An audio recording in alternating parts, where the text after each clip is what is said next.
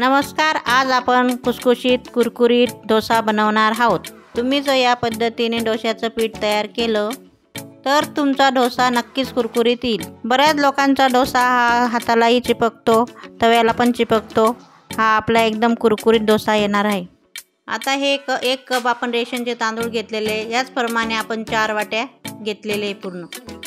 आपण हे आता रेशनचे तांदूळ घेतलेले, कुठलेही तांदूळ वापरू शकतो, पण रेशनचे तांदूळ बेस्ट असतात। तुम्हाला जर कमी प्रमाणात करायचं असेल तर तुम्ही याचं अर्ध प्रमाण घेऊ शकता। 1 वाटी उडीद डाळ घेतलेली पांढरी, साल काढलेली उडीद डाळ घेतली 1 वाटी, चणा डाळ घेतली 1 वाटी, 1 छोटा चमच मेथी घेतली। आता हे सर्व साहित्य एक बाउलमध्ये टाकून घ्यायचं। वेगवेगळं भिजत घालण्यापेक्षा आपण एकत्र भिजत घातलेलं हे चांगलं असतं। रेशनच्या तांदूळने कुरकुरीत येतात डोसा। चणा डाळ वापरल्यावर डोसा चिटकत नाही। उडीद डाळ टाकल्यावर चिकटपणा येतो आणि टेस्ट पण येते। आपण छोटा चमच मेथी घेतलेली, मेथीने पीठ फुलतं। परत जास्त मेथी टाकल्यावर कडवटपणा जाणवतो, म्हणून कमीच मेथी टाकायची। आता पाणी टाकून स्वच्छ धुवून घ्यायचं। पावडर लावलेली असते डाळांना पण तांदूळला पण, त्याच्यामुळे चांगल्या 2-3 पाण्याने धुवून घ्यायचं। आंबवलेले पदार्थ खायला चांगले असतात। आपण आप्पे पण बनवले, डिस्क्रिप्शनमध्ये लिंक दिलेली आहे, ते पाहू शकतात। आपले तांदूळ मस्त धुतले गेलेले पांढरे शुभ्र दिसत आहेत। आपण हा 1 ग्लास घेतलेले, असे 4 ग्लास आपण पातेल्यात टाकून घ्यायचे। आता गॅसवर पातेले ठेवलेले, आपण कोमट पाणी करून घ्यायचं। जास्त गरम नाही करायचं, असं गरम पाणी करायचं आपल्या बोटाला बी चटका लागणार नाही। आता हे कोमट पाणी आपण तांदळामध्ये टाकून द्यायचं, 2 तास भिजू द्यायचं। आपण आता कोमट पाणी टाकलेले, त्याच्यामुळे मस्त डाळ नरम होतात, भिजतात व्यवस्थित, जास्त वेळ पण लागत नाही। झाकण ठेवून द्यायचं। आता आपले 2 तास झालेले, चणा डाळ पण चांगली भिजली गेलेली, डाळ मस्त फुलली आहे। तुम्ही बघू शकता डाळ पण हाताने मस्त तुटते। हाताने असे चुरून बघायचं डाळ भिजली आहे का नाही, कळून जातं त्याच्यावर। आता मिक्सरमध्ये दळून घ्यायचं, थोडं थोडं दळायचं। दळण्यासाठी हेच पाणी वापरायचं। बघा हे आपलं आता दळलं गेलं। जास्त पातळ पण नाही करायचं, जास्त घट्ट पण नाही करायचं, दाणेदार पण जास्त होऊ द्यायचं नाही, मीडियम व्यवस्थित दळायचं।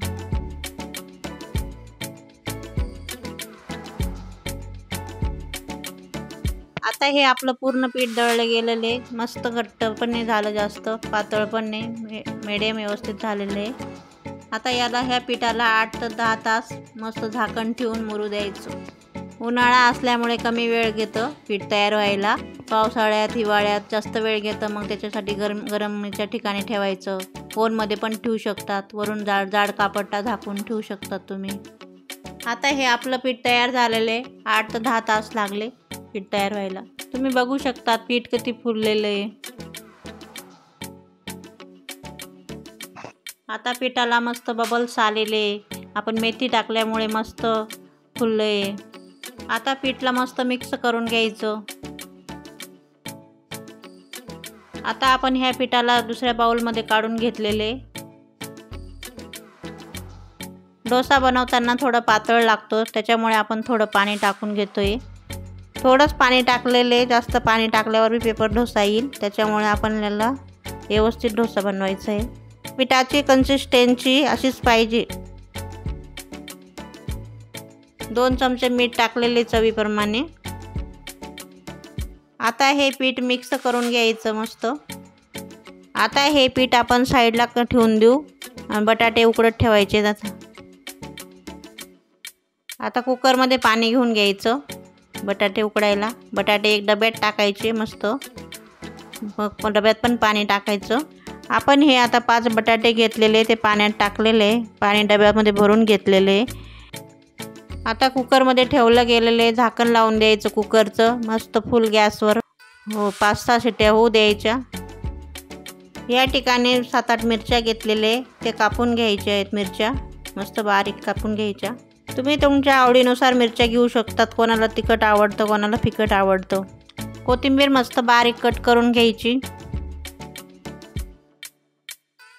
आता कुकरमधून आपण बटाटे काढून घेतलेले, उकडलेले गेलेले बटाटे आता साल काढून घ्यायची आहे। बटाटे थंड झाल्यावरच सोलायचं। बटाटे सर्व सोलले गेले, बारीक काप करून घ्यायचे. चाकूने पण कापू शकता तुम्ही, वाटीने पण बारीक चुरा होऊ शकतो मस्त. डोश्याबरोबर बटाट्याची चटणी चांगली लागते. आपले बटाटे खूप चांगले शिजले आहेत. बटाटे जास्त शिजवलेले चांगले असतात, भाजी पण चांगली येते मस्त. डोश्याबरोबर खायला व्यवस्थित लागते. आपण इथं चाट मसाला टाकलेला आहे थोडा. चाट मसालाने पण टेस्ट लई भारी लागते. थोडी वेगळी पद्धतीची भाजी येते मस्त. आता आपण गॅस चालू केलेले, तेल टाकलेले, तेल तापलेले, जिरं टाकलं, मोहरी टाकली, मिरच्या टाकून दिल्या, कढीपत्ता टाकतोय आपण, कोथिंबीर टाकली, हळद टाकली, मीठ टाकलं, मस्त मिक्स करून घ्यायचं. मग बटाटे टाकून द्यायचे. बटाटे मस्त मिक्स करून घ्यायचे. तळतानाच बारीक होऊन जातात बटाटे, शिजलेले आहेत मस्त चांगले. बटाट्याची भाजी सर्वात टेस्टी लागते डोश्याबरोबर.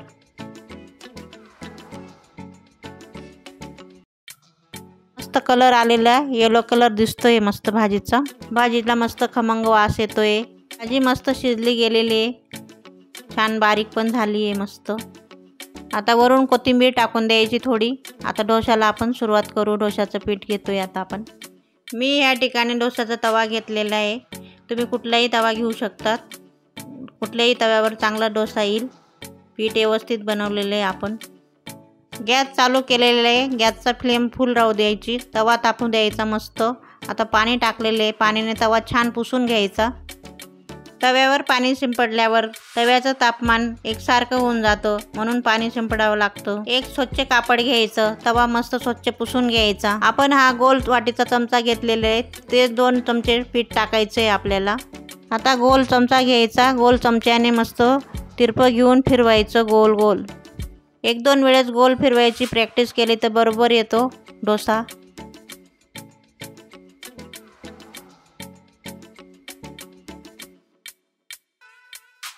वरून थोडं थोडं तेल शिंपडायचं, मग कुरकुरीत डोसा येतो आपला. आपली गॅसची फ्लेम छोटी असल्यामुळे आपला डोसा पूर्णपणे शिजत नाही. त्याच्यामुळे तवा साईडने उचलून घ्यायचा आणि एक साईडने पकडून मस्त शिजवायचा.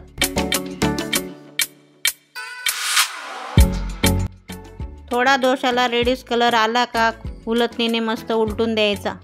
डोसा आपला तयार झाला आहे. मस्त कलर पण आला आहे, कुरकुरीत झाला, खुसखुशीत झाला, मस्त खमंग पण वास येऊ राहिला मस्त.